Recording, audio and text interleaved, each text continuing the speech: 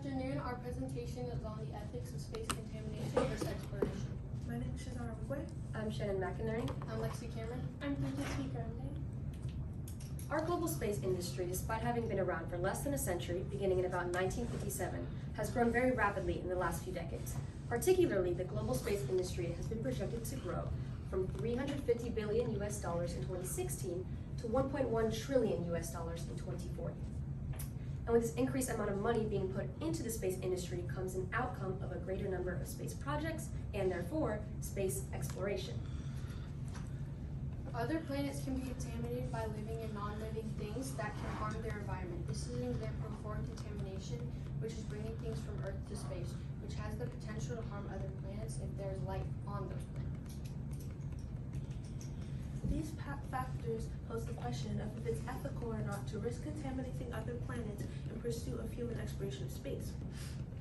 Missing out on the benefits of space exploration and the risk of contaminations are both problems, so our conclusion is that minor contamination is ethical, so we benefit from space exploration. The benefits of space exploration also outweigh the problems that come with it.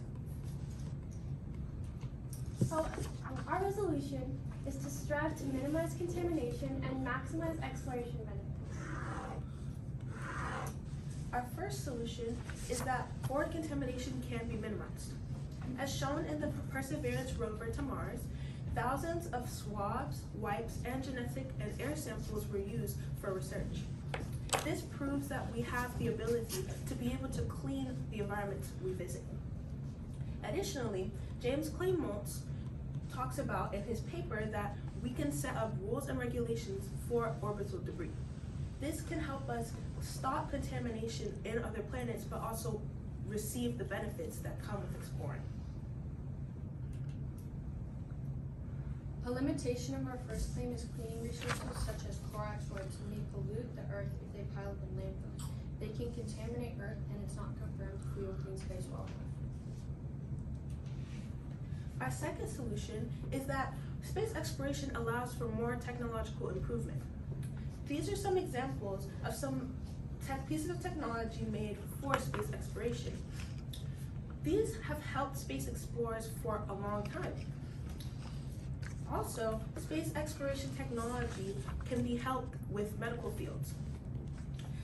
For example, during the COVID-19 pandemic, some space exploration technology was used to track disease hotspots. This can help us reduce our diseases, and it can also help us track where to stop disease. However, there are some limitations to technological improvements. One is that certain technologies may be abused, and an example of this is AI used in autonomous technology. If AI is allowed to control, it may go over, it will go over human control, and it may actually do something that could ruin the entire world. Because if we don't control AI, or we don't have any control, it can end up doing something that can lead to catastrophe. So a possible solution for this is to promote international liability and to control how our technology is used. And this is according to Maltz.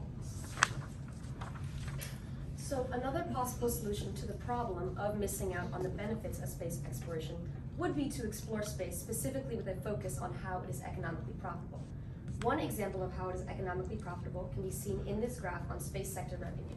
In 2015 specifically, satellite-related commercial entities alone produced $246 billion in revenue. This revenue can be reinvested into the space industry, allowing it to be more of a self-sufficient industry that funds itself. Another example of possible profit includes that of mineral riches. In asteroid mining, one particular asteroid named 16 Psyche is supposed to contain 700 quintillion in gold. That is enough for about 93 billion per person on Earth. A focus on asteroid mining can be something new to introduce to developing economies, allowing those developing economies to get the economic diversity that they need to improve. And when economies are improved, the people underneath them will prosper. These economic profits can have limitations if one individual selfishly prioritizes their own profit.